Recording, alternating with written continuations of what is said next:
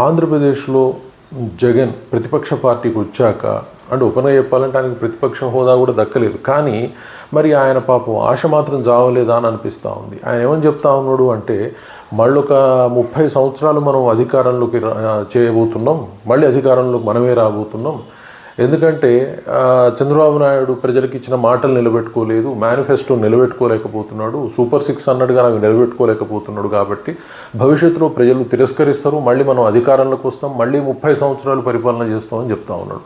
అలాగే మీరు తాత్కాలికంగా ఏదో దొంగ కేసులు పెడతారు, జైళ్ళకు పంపిస్తారు, వీళ్ళు అరాచకాలు చేస్తూ ఉంటారు, వాటికి భయపడాల్సిన అవసరం లేదు. సో మీకు భయం అయితే జగన్మోహన్ రెడ్డిని తలుచుకోండి అన్న విధంగా చెప్తా ఉన్నాడు ఆయన.